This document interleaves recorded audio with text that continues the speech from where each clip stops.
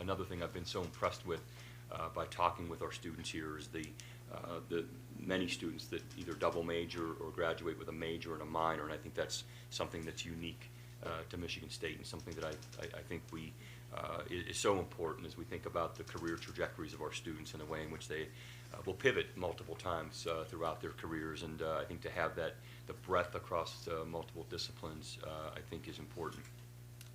I also want to offer up congratulations to Michigan State University's gymnastics and ice hockey teams on winning both their regular seasons and their Big Ten championships, which I greatly enjoyed witnessing last month at Jennison Fieldhouse and at Munn Ice Arena. And I know that the future's bright for so many of our student athletes here at Michigan State. But that was a lot of fun. I think that was maybe at the end of week 3 to celebrate 2 Big Ten championships within hours of one another.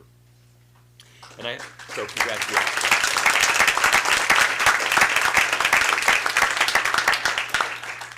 And I'd be remiss if I just didn't talk about the importance of seeing how innovation is promoted across our colleges, and that takes world-class faculty that place emphasis on this, and it honors how this institution was created to give everyday people, starting with farmers, our first entrepreneurs, if you think about it, the cutting-edge knowledge, allowing them to thrive in a dynamic world. And I think, again, just so impressed with the many brilliant researchers, instructors, faculty. Starting on my very first day here, we honored several of those distinguished faculty members at our annual endowed faculty investiture. I appreciated the presence of Trustee Kelly and T-Bay for being there, and alongside many of our senior leaders and faculty who were there to support and to honor these outstanding faculty. I've greatly enjoyed hearing how our faculty members are reaching across disciplines to address some of society's greatest challenges.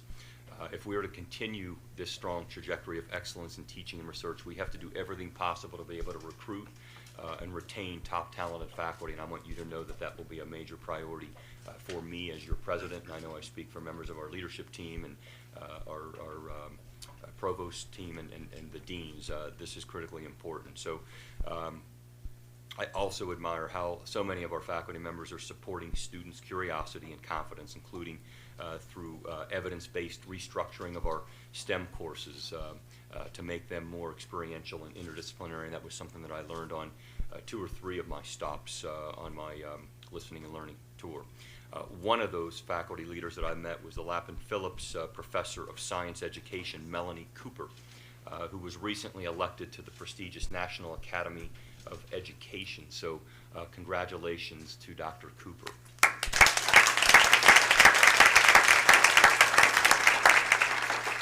And on the graduate education side, you probably saw within the last few days, we had some great news. It gives me great pride to congratulate the programs that placed highly in the new U.S. News and World Report graduate program rankings.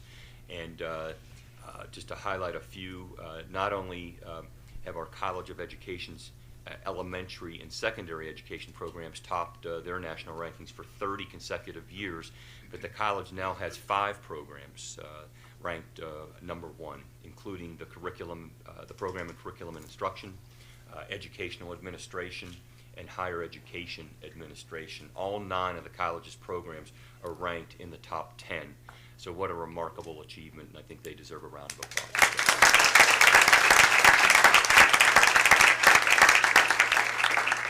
And in the Broad College of Business, our supply chain management program, which I've learned so much about, heard so much about, even prior to my arriving here on March 4th.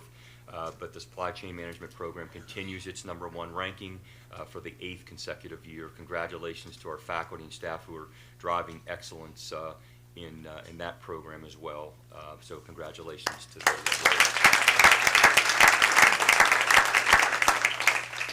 I mentioned in my community letter about 10 days ago that we also celebrated Graduate and Professional Student Appreciation Week. And I had a chance to drop into one of our gatherings to express my appreciation to our graduate students. Throughout my academic career, which is now 28 years and running, I've been fortunate to have the support of many graduate students. I think while as faculty members we talk about how we support them in their career trajectories, I would say that it's a two-way street. I've been fortunate to secure probably more than $30 million in research grants during my career, and I could never have done that without the support and the partnership of outstanding graduate students. So as I say, there are few joys that are greater than watching these dedicated scholars grow into tomorrow's leaders, and so I was pleased to be able to go and celebrate alongside them. I want to just also talk a bit about facilities, because resources come in many different shapes and sizes, and there's no resource that's more important than people. The people are what make this place run, and they are the heart and soul of the university, and their successes is our collective success as a university. But such excellence demands facilities that are equal to the task of allowing them to rise to their potential. And I've seen many facilities on my tour, and some of them are incredible and outstanding. They're state-of-the-art buildings, but also there are many that are showing their age and their limitations. And I was, the top talented and dedicated people working in those facilities get the job done despite some of the inadequate facilities. So I just want to again emphasize that we'll continue to work hard to improve facilities. We're going to maintain if we're going to maintain that upward trajectory as a top global public research university, we need to continue to keep our eyes toward renovation and replacement of many of our facilities, I should say. So stay tuned and more to come. And so it was with great satisfaction that yesterday I joined board members and others for the groundbreaking of our updated state-of-the-art Dairy Cattle Teaching and Research Center. And that was a wonderful event that brought together members of the community from the legislature and others who helped to make that possible. And today we'll gather again to break ground for crucial upgrades and expansion of our plant science greenhouses. But these facilities, both of these facilities support our research, teaching, and partnerships in the plant and animal sciences, and we're grateful for the financial support of the state of Michigan and many forms of support from stakeholders and donors around the country, I should add. And these much-needed facility enhancements will serve MSU students, scientists, and stakeholders well into the future.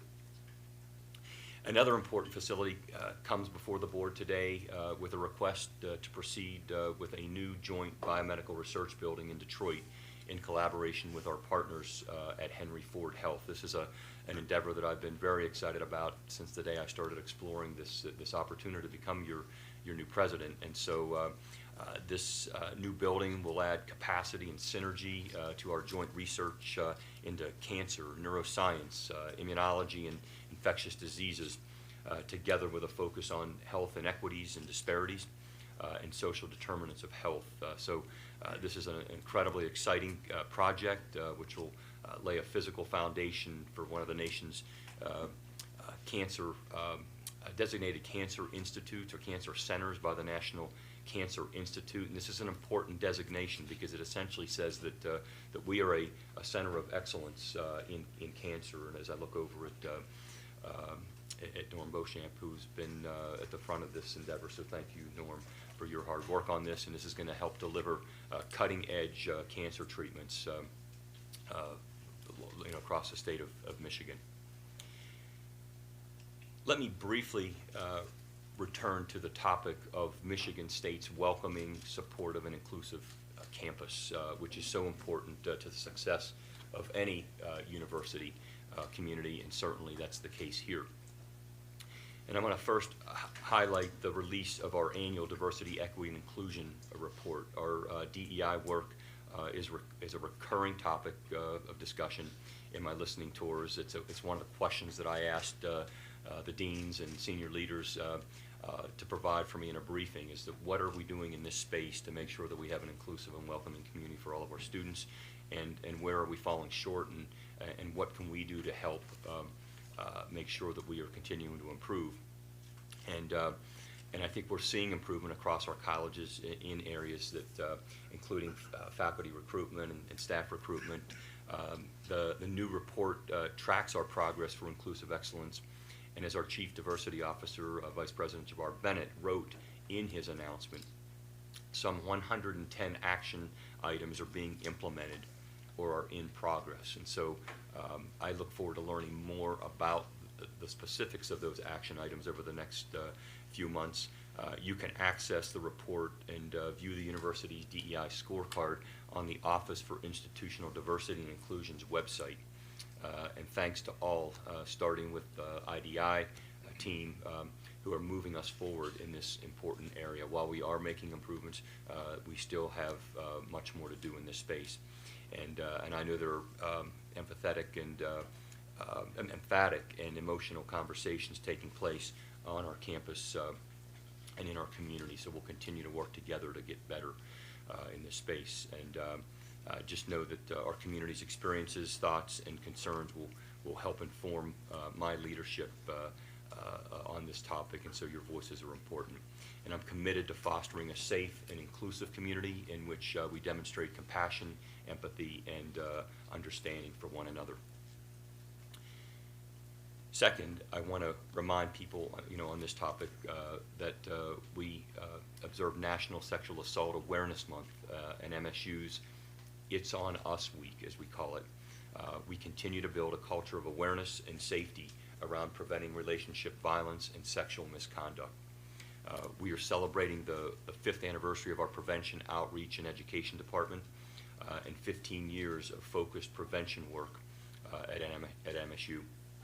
And I'm looking forward to touring the Center for Survivors later this month as part of my listening and learning tour. And I'm pleased to report that the documents pertaining to the Nassar case have now been fully transferred to the Michigan Attorney General's office, and per the board's earlier decision to release those privileged documents. Finally, and I'm just about done, in the spirit of in the spirit of welcoming and supportive campus, in the spirit of a welcoming and supportive campus, this week I had the opportunity to help welcome Irvin Magic Johnson back for a Lansing Regional Chamber Economic Club program focused on the Lansing Promise. If you don't know much about this program, you ought to check it out. It was an incredible day to have Magic back on campus. This scholarship program has assisted 2,000 Lansing K through 12 students to attend post-secondary opportunities, including at Michigan State University here. We had 4 of the 5 students that were featured 2 days ago were MSU students, a few that are about to graduate, and I applaud Magic's commitment to community engagement, giving back to his hometown and helping students achieve their path to success. He clearly cares about this community and his alma mater, and I enjoyed hearing him reflect fondly on his time at MSU and learning how transformational it was for him and for his career.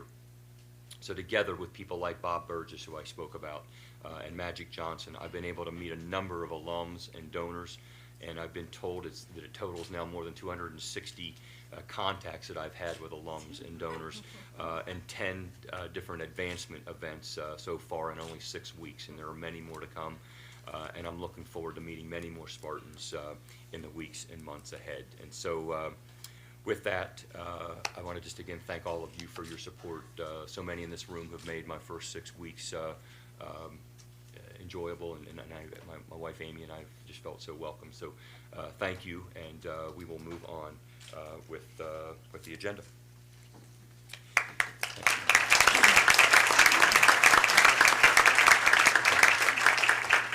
So with that, I'll turn to Board Secretary Fletcher for public participation on items germane to the agenda.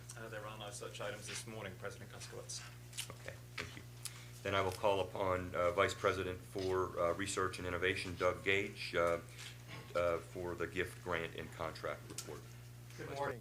Chairperson Kelly, members of the Board of Trustees, I request approval of the awards found in the gift grant and contract report. The report period is January 6th 2024 through March 15th, 2024.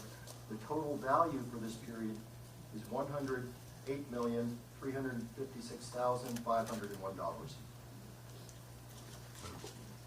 Is there a motion to approve the gift grant and contract report? So moved. Second? Okay, all those support? Aye. Opposed? Abstentions? Okay, the gift grant and contract report is approved. I'll now turn to Doug Gage again. You got the mic again, Doug, for our research presentation. Great. This is an exciting time of year as we end the semester, and we celebrate the success of our students typically in this April meeting. And so today we are going to highlight the achievements of two students. Typically we have one student, but I think there's an opportunity here to really highlight some excellence of our two graduating students, one graduate and one an undergraduate. I'm going to be uncharacteristically brief in my introduction of them, in part because I want to let them have plenty of time to tell their own story and for you to ask questions. I also don't want to have my own career compared to theirs. I was an undergraduate and graduate student. So first up is fifth-year student, a PhD candidate in Rufus Isaac's lab. She's earning a dual degree in the Department of Entomology and the Department of Ecology, Evolution and Behavior. The second is Tanushri Thapan. She's a senior honors neuroscience student, minoring in entrepreneurship and entrepreneurial studies. She's also already started her own business, and she'll tell you about that. These are two very impressive students whose stories are going to fill you with Spartan pride as they share their journey at MSU. So please first welcome Jenna.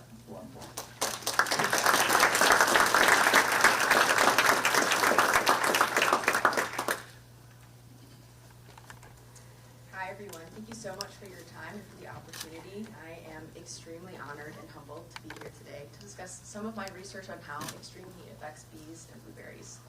Before I get into the research, I want to spend just a little bit of time introducing myself. So I've lived in Michigan my whole life and have always dreamed of becoming an MSU Spartan. As a kid, I was always outside and loved every critter I came across. And it took me a long time to realize I could actually make a career playing outside, essentially, or learning about our natural world and protecting it for years to come. So I started as an undergraduate student here in 2015 and got a job as a student researcher in the entomology department. And I hadn't really considered working with insects before as my career, but very quickly fell in love with the work when I realized there were so many unknowns and things to uncover. So it really brought back all of those childhood curiosities. And I specifically really wanted to study bees and pollination systems because I began to understand how important these interactions are for the functioning of our planet and all of its inhabitants. I know how important bees are, and if I protect those bees and I protect those plants, I can also protect other things I love, whether it be animals, my community, or my family. So with that, I want to get into some of the motivation behind my research today. So looking at this graph here, we're looking at the historical records of temperature extremes in the United States from 1910 till now. And where you're seeing those red bars is indicating times where temperatures are much hotter than normal. And the taller those bars are, the more abnormal those extreme heat events are. So it's clear that extreme heat events are becoming much more intense, particularly in the last decade or so. But so too are the frequency and duration of these extreme heat events. And this isn't just happening across the US, it's even happening in our own backyard. So in 2018, Michigan blueberry growing regions experienced temperatures over 92 degrees Fahrenheit for several hours during its bloom period. This was the hottest year on record in the past 92 years, even hotter than temperatures recorded during the Dust Bowl. In that same year, blueberry growers reported 30 to 50% yield declines.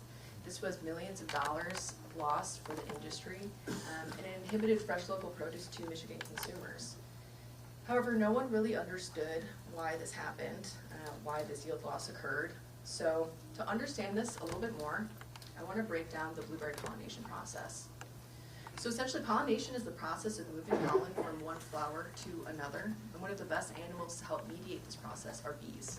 There are over 20,000 different species of bees in the world, and most of them have formed very tight relationships with flowering plants. This is because bees get most of their food from flowers, and many flowers need help being fertilized. So what these bees do is they collect pollen and they deposit these pollen grains onto the stigma of a flower, which is one of the female floral organs. And if that pollen is viable, it will germinate and grow those pollen tubes up the style of the flower in order to reach the ovary.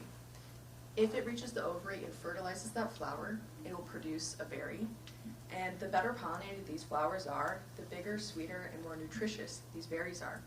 So this process of animal-mediated pollination is a huge deal. In fact, about 75% of our world's crops requires animals, primarily bees, to aid in this pollination process in order to produce the food that we rely on. But in recent years, there have been shocking native bee population declines with worrying consequences for both agricultural production and the resilience of natural ecosystems. So how could extreme heat disrupt this pollination process? So what we did in our research, our first step was looking at how blueberry pollen responds to extreme heat. As I mentioned in that last slide, pollen needs to germinate and grow pollen tubes in order to reach the ovary to fertilize it to produce fruit.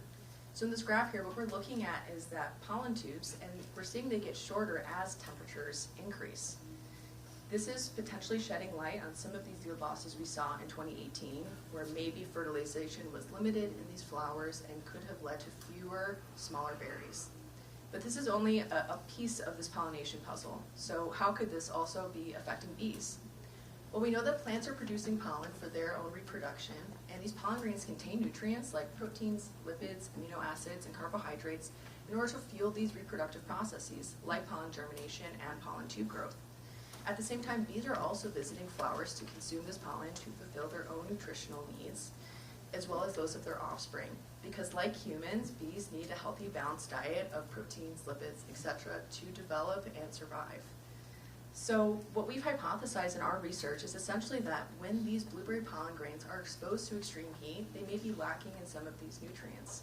If that's the case, then there could be repercussions not only on plant reproduction, but also their pollinators in terms of their development and survival. So what we did in our research to understand this a bit more is we took flowering host plants, including blueberries, and we grew them in the MSU greenhouses until about early bloom.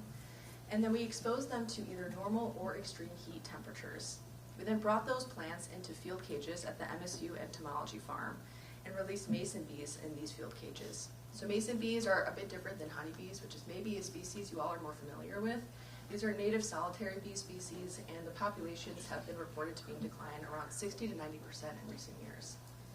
So what we did is we allowed these bees to fly on these flowers, collect pollen, and yeah, I spent a lot of time on that graphic. We allowed them to collect pollen from these flowers, and we recorded things about their behavior and egg laying. And once they had laid those eggs in the field, we would go in to collect them at night, bring them back to the lab to allow those eggs to hatch, consume that pollen that those female bees collected and provided to those eggs, and then we measured their development and survival throughout their adulthood. And our findings from this research was extremely stark and clear.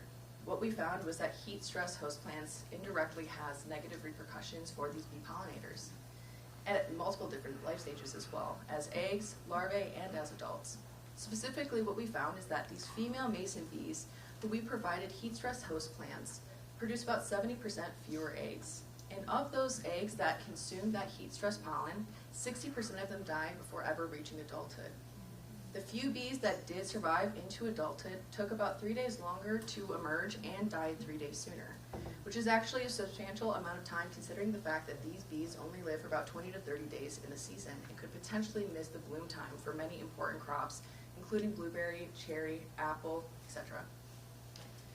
So this novel research done here at MSU provides a few important conclusions. First, we now know that extreme heat has negative repercussions on blueberry pollen viability, which again could be potentially affecting the yield loss we saw in 2018. Second, we also now know that exposure to extreme heat, even for just 4 hours, is enough to affect native bee development and survival. And together, these findings suggest cascading interactive negative effects of extreme heat on wild bee populations, the pollination services they provide, and the crop yields. So this research could not have been done without the expertise, support, and guidance of so many Spartans, including those at our MSU facilities and our MSU collaborators across many different disciplines. I also want to thank my advisor, Dr. Rufus Isaacs, who's also here today, and my entire lab group for all of their support, and guidance. And I also want to specifically highlight the undergraduate students that helped make this research possible. They collected data, took care of plants and insects, and were central to the success of my research, but really any research group. And with that, for the time I have left today, I want to highlight the Entomology Research and Outreach Fellowship. So this is a program I helped co-create along with other graduate students in 2020, where we provide students research experience, particularly those that have come from historically excluded groups or have limited access to opportunities. We provide these students a livable wage, one-on-one mentorship, health insurance, and hands-on experience doing research here at MSU. So far, we have supported 12 students, and we just hired 3 more students this year, which is great. But this is a grassroots program. It's run entirely on donations and grants. And so if you're interested in learning more about the program, we listed our website on this slide here, and then we also provide a QR code in case you're interested in donating to the program. And with that, again, I want to thank you all so much for the opportunity and for your time, and for any time I've left, I'm happy to answer any questions.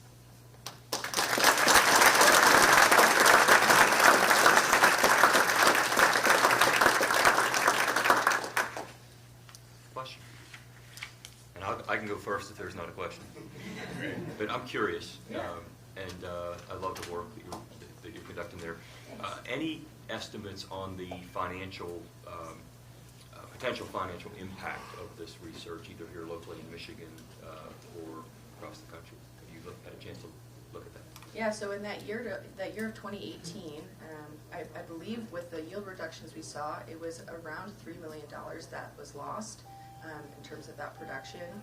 And every year since then, 2022 was also a massive loss that year, again, following another extreme heat wave that happened in May. So it's definitely something that is having economic impact and reducing that local produce to our Michigan communities. And I also have to ask, I've learned this, I'm getting better at this. Yeah. Where are the blueberries, the best blueberry farms? Yeah, so if you look this way, Michigan blueberry countries, so we use the lake effect. Blueberries need cooling in order to develop properly, and so we grow them along the coast of Lake Michigan, so they have this snow cover to help protect them, because these are plants that need cold temperatures, which is why part of the reason when we're seeing these extreme heat events in the spring that are very abnormal, we're seeing these negative consequences. I just want to tell you this is a very fascinating presentation. Thank you for your research. Thank you for starting this fellowship to help others that come behind you to continue to do this great work. I have a severe bee allergy, but today I am thankful for the bees because I love blueberries. Right, exactly. Yes. So I just, you know, when we think of nature, we don't necessarily always appreciate how the climate affects bees. I'm worried about the polar bears, and I should be worried about the bees in our state. So I appreciate the knowledge that you're giving us and the work that you're doing, and hopefully we're going to eradicate these problems so we can continue to eat these wonderful West Michigan blueberries for many years to come. So Thank you so much. I appreciate that. Yeah. Questions? Thank you all again. Jen, Thank you. thank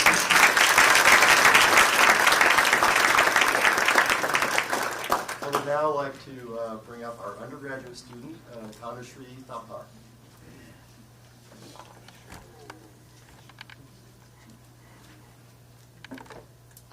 Good morning, everyone. I'm deeply honored to stand here today before you to share my journey of Michigan State University to entrepreneurship.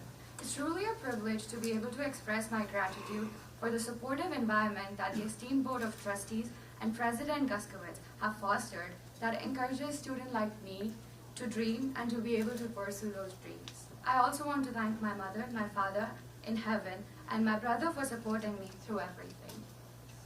MSU is a community of over 50,000 students, including more than 9,000 international students from over 140 countries.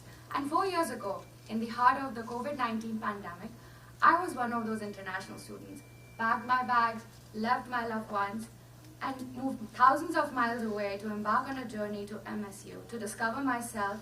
And I chose to become a part of this esteemed institution because it celebrates diversity. My journey began with a unique set of challenges. The first semester was conducted online, introducing me to a different style of education, especially as an international student. Subsequently, in my second semester, I moved to Acres Residential Hall, where I started my first job ever as a student server with Michigan State Culinary Services. During that summer, I took on the role of a new student orientation leader to help incoming students transition to MSU. I actually ran into a student yesterday who remembered me from 3 years ago. He shared how I helped him through a tough time as an NSO leader, knowing that I made such a lasting impact on someone truly touched me. But isn't that what we do here at Spartan Nation? Help one another? My entrepreneurial journey began in my sophomore year, where my passion for sustainability led me to the MSU Surplus Store and Recycling Center, home to one of the country's largest recycling facilities. There, as a technical assistant processing e-waste, I discovered that recyclable materials with a market value of over $435 million are annually sent to landfills from Michigan households. I learned about the vast potential of recyclables and the challenges hindering effective recycling. Inspired to make a difference, I pitched Greenly, an app designed to educate people on proper recycling practices during a 2-day venture competition hosted by the Burgess Institute of Entrepreneurship and Innovation. During that subsequent summer, I had the privilege of interning at A.T. Still University in Missouri, the birthplace of osteopathic medicine. I worked at the Ostrowski lab, where my research was based on cardiorespiratory dysfunctions of Alzheimer's disease. It was an experience very essential in my journey to make a difference in the world. In my junior year, I started my internship at the Burgess Institute for Entrepreneurship and Innovation as a Shaberg Entrepreneurship Scholars intern. It was a landmark year for both MSU and I because we launched the Shaberg Scholars Program. In this role, I helped aid 25 scholars and gave guidance to them to perfect their business models as student entrepreneurs. Little did I know, my diverse Spartan experiences were shaping me to find and create myself, bringing me closer to my calling. That summer, I interned at the MSU Research Foundation with their Concord Accelerator program. I was paired up with a student startup named Stunio, led by a founder and CEO, Adam Green, an MSU alumnus from the MSU Law School. It was so inspiring to see the day in the life of an entrepreneur. I contributed to Stunio's rebranding efforts and gained insights into the importance of marketing and its crucial impact on business success. Coming from a neuroscience background where understanding human behavior and decision-making is key, I relished the opportunity to apply this knowledge in a new context. It was thrilling to see things from a very different perspective. Later that summer, I found my baby. I found it here. Inspired by my own challenges in finding jewelry that matched perfectly with my skin tone. This led me to recognize a broader issue of lack of diversity and inclusion within the jewelry industry. I studied color theory and aimed to introduce DEIB, diversity, equity, inclusion, and belonging in the jewelry space, helping individuals of all skin tones feel confident in the jewelry that they wear. In addition to diversity and inclusion efforts, my commitment to sustainability shapes the foundation of HERE. I have chosen to work exclusively with recycled medical-grade titanium for my jewelry. Moreover, I'm a firm believer in the power of connecting the world through business and trade, especially in its potential to aid developing countries. With this in mind, I'm focusing on sourcing recycled medical-grade titanium shipped from India. This approach not only supports sustainability, but also contributes to fostering trade relationships that can benefit countries like India, aligning with my vision of creating a business that makes a positive impact globally. I want to express my deepest gratitude to Bob Burgess for the enduring legacy he has left behind. His contributions have profoundly impacted many, including myself. The Burgess Institute support has been invaluable as I'm developing HERE, providing me resources that range from graphic designers to legal interns. Their partnership with the MSU Law Clinic, known for its entrepreneurship expertise, proved to be exceptionally beneficial. As an international student trying to run a business in a foreign country, I hit a major roadblock with visa restrictions That said, I couldn't sell anything unless I gave up more than half of my company to an American citizen. But the Burgess Institute is actively helping me navigate through this, finding solutions and standing by me in every step of the way. All this while, I was a resident assistant in 4 different neighborhoods on campus. This role allowed me to support students, connect them with the resources that they need, and help them navigate their MSU journeys effectively. I also was elected as the president for the Michigan State Neuroscience Club. I helped fundraise for the American Association of Alzheimer's Disease and the American Foundation for Suicide Prevention under my presidency. I also founded the first Neuroscience Quiz Bowl hosted by the Michigan State Neuroscience Club called Synapse. Last semester, I authored a paper on neuroscience of human decision making. And currently, I'm working as the research assistant in the Social and Media Neuroscience Lab here at MSU. Looking ahead, I have been accepted into the country's top master's program in marketing research and data analytics here at Michigan State within the Broad College of Business. I have also accepted my graduate assistantship as an assistant community director, continuing to support and make a difference for students. Through all these experiences and my work with HEAR, my ultimate goal remains unchanged. I want to make a difference in the world. Thank you.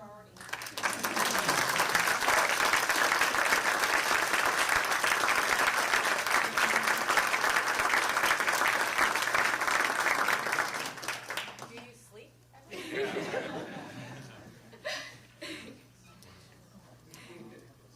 Questions? I'm sure your family is extremely proud of you. I hope that too. Thank you. I appreciate it. I'm curious about your first startup, if you will, Greenly. Is it the sustainability of that and that Yes. initial? So- we need it here. Are you going to make sure that it's sustained? We basically, the team that I worked with, they've all graduated, and we never actually continued with it, but we ended up winning up the 2-day venture event. And we built an app within 36 hours, which was basically educating people on how to recycle, connecting them with the resources nearby their houses so that it's convenient for them to recycle, because a lot of people don't recycle because it's not convenient for them. They don't go out of the way and they're like, I'll just throw it in the trash. But if there's an app letting people know that, you can actually recycle this here or even at your house by doing this, so people will actually do it. So we built that app in 36 hours for them. We just drafted an acceptance to both of our medical schools for you, so you'll have to.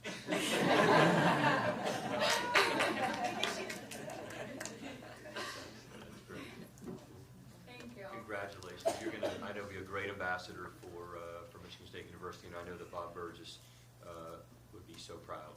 And so thank you. I hope that too. I can't wait to start masters in fall again, so love being a Spartan. Thank you so much. Thank you.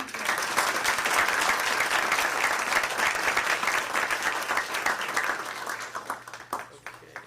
With that, I will turn to Interim Provost Yatsko for personnel actions and information reports.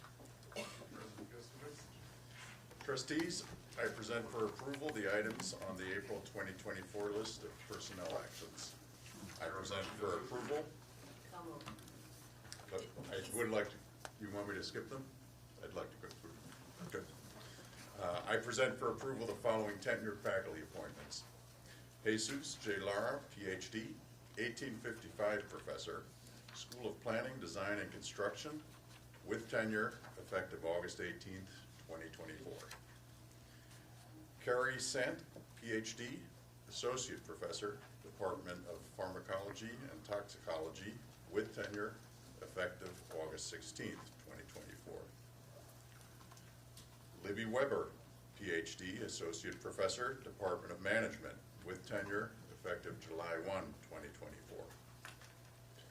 And I'm pleased to recommend Heidi Hennig-Kaminsky, PhD, Dean, College of Communications Arts and Sciences, and Professor, Department of Advertising and Public Relations, with tenure effective June 10th, 2024. I present for approval the following personnel actions.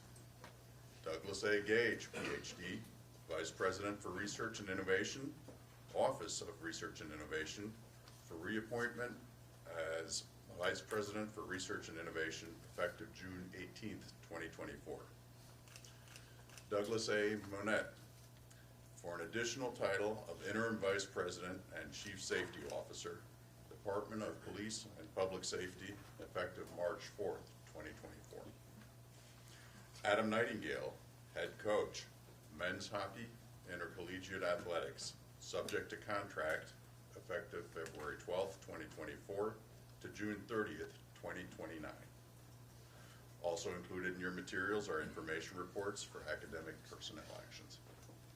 A motion for, okay, Trustee Byram, is there a second?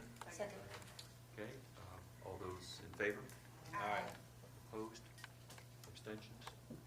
Okay, personnel actions are approved. Thank you. Any further informational? Nothing from me, thank you. Okay, thank you. Okay, we'll move on to committee reports, and we'll start with Trustee Pierce. Will now present the Committee on Budget and Finance. Trustee Pierce. Thank you, President. As Chair of the Trustee Committee on Budget and Finance, I move that the Board establishes a fund functioning as an endowment entitled LGBTQIA and Community Student Scholarship in Human Medicine. Is there a motion to approve? Second. Support. All those in favor? Aye. Opposed? Abstentions? I should say that Norm Beauchamp is available if any discussion is needed. Okay. So, the motion's approved. As Chair of the Trustee Committee on Budget and Finance, I move that the Board hereby adopts the basic residence hall double housing and dining rate of $12,564 for first-year residents who select the Silver Unlimited Meal Plan for the 2024-2025 academic year, and adopts the basic residence hall double housing and dining rate of $11,754 for second-year residents who select the Silver Unlimited Meal Plan for the 2024-2025 academic year. Be it further resolved that the Board of Trustees of Michigan State University hereby adopts a 5% rate increase for 1855 Place and University Village Apartments, and hereby adopts no rate increase for Spartan Village Apartments for the 2024-2025 academic year. And Benny Gore is here and available for discussion. I'll support it. Supported. Is there a second? Discussion. So good morning, everyone. Thank you for engaging in this process. We are asking for a 6.89% rate increase. 5.89 represents our inflationary cost, which is, we approved last year a salary raise for all of our team members who work really hard every day, and as President Gutzowitz says, the heart and soul of the institution. And also with our food costs has gone up. 1% is for Campbell Hall, which is at the historic entrance of campus.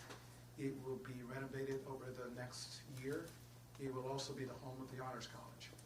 And we do have some donor support for that in the center building for the Honors College programming. And our youngest residence hall was built in 1967, and we do have maintenance that we need.